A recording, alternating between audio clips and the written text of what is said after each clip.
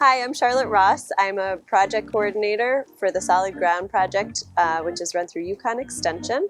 We are funded through the Beginner Farmer and Rancher Development Program of the USDA. And we are here today filming our very first video for our DIY infrastructure video series, where we get to follow farmers as they install critical infrastructure on their farms and growing spaces. So we're here at Keney Park today in Hartford, and they'll be installing a walk-in cooler, insulated and powered with a Coolbot to get it to trick the AC into a low temperature for storing vegetables. Keney Park Sustainability project, we started in 2016. Our main focus is now our urban agriculture education and forest management education. We actually started off just growing vegetables out of one 8x4 raised bed. And then over the past few years, it's just grown into what we see now, which is hydroponics and aquaponics and animal husbandry and mushroom growing and a bunch of other cool things related to urban agriculture. Wow. All right. Tell us a little bit about your food work. Okay. Last 2 years, basically what we were growing, we were selling to local restaurants, at the farmers markets, to Hartford Food Systems mobile market. And then the last couple of years, we started selling produce to the Hartford school system. And we are trying to grow that relationship and grow the amount of food that we're selling to the Hartford school system. So we thought that we were definitely going to need some space for food storage.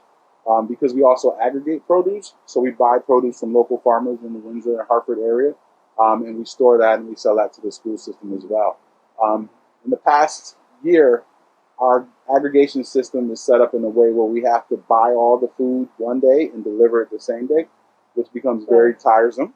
So normally what we did when we had storage that needed to be stored, we just stored in every refrigerator in the house. So there's 3 stories in the house. And each one would just be full of produce until we were ready to deliver it. So we're hoping that building out this cooler will allow us to extend our deliveries and take some of the workload off of us. Yeah, that sounds like a really important upgrade for for being able to provide local food to the schools. That's wonderful. So what's the plan? What's your project going to look like? So we have a garage in the back, and half the garage is our mushroom growing room. The other half was our wood shop, but we're taking an 8x4 space at the back of the wood shop and converting that into the food storage room.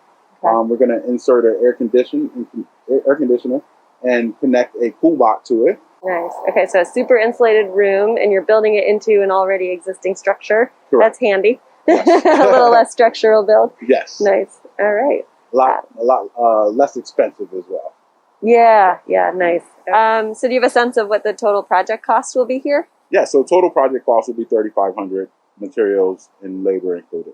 Okay. Hi, I'm Jay Stinge. I moved to Connecticut recently from Alaska, and I met some of the folks from the Keney Park Sustainability project on a Zoom call regarding sustainability, and came out and volunteered here at the project doing some garden bed building, and was asked to step in. I have some basic carpentry skills.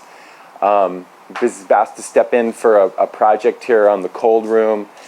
So we built our cold room inside an existing somewhat commercial building. It has a concrete poured slab floor. And so we framed a room with 2x4 traditional wooden studs, and we were paying attention to the need for having a cold space inside of a heated building. So we used 4 to 6 millimeter poly sheeting that you can buy at any hardware store as our vapor barrier. And then we insulated the 2x4 walls with regular fiberglass R11 insulation. And then for interior, keeping in mind the moisture question, for the interior, we used this vinyl flooring or shower wall that we wanted to have something that would stand up to moisture changes and also be easy to wash and to disinfect. So those are the special materials: 4 to 6 millimeter poly sheeting. I used regular tape that you can buy to tape the seams of the sheeting, and then we used R11 fiberglass insulation, which is a lot more affordable than blue board, a solid insulation.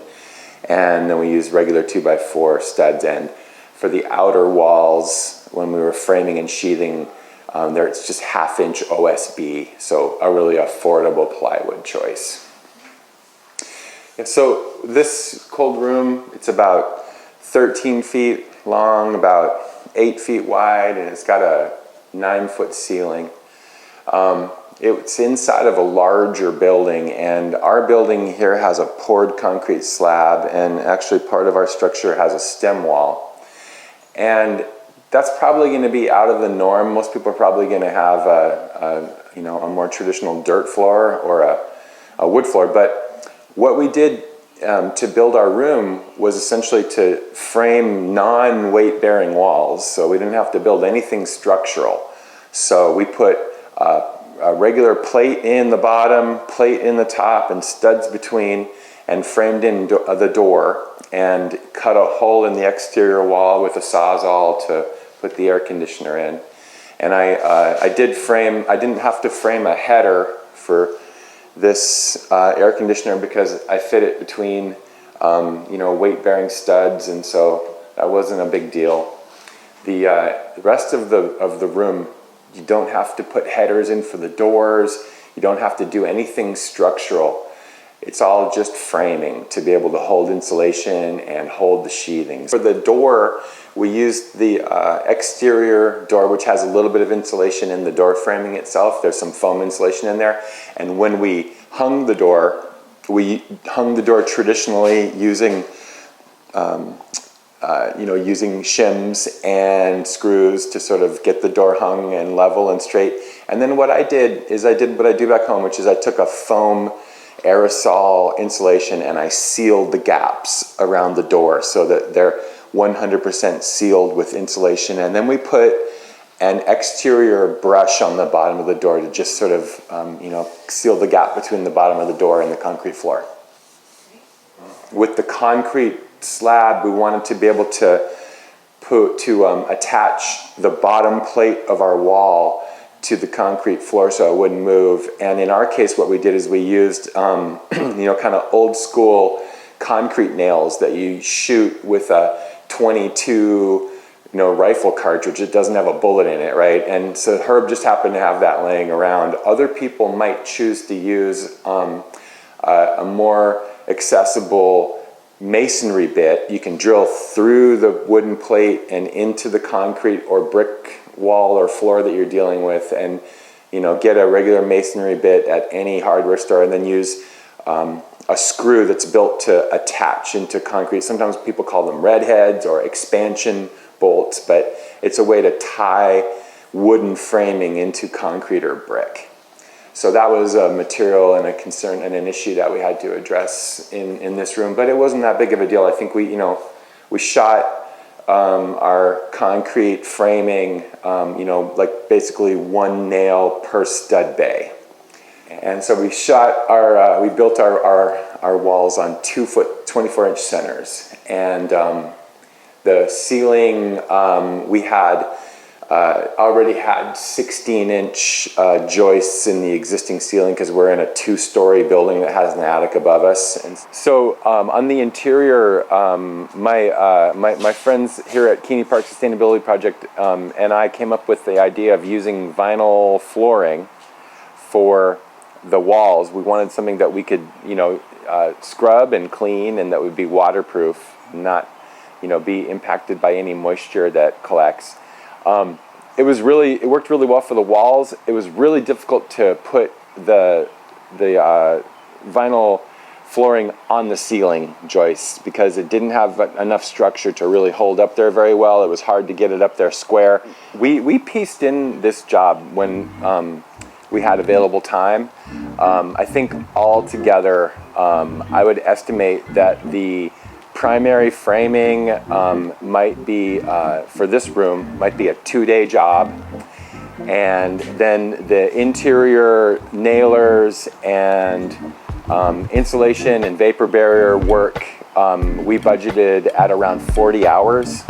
So I think that if you want to work in about 60 hours total for one person, I'd say that that's a good ballpark for a room this size.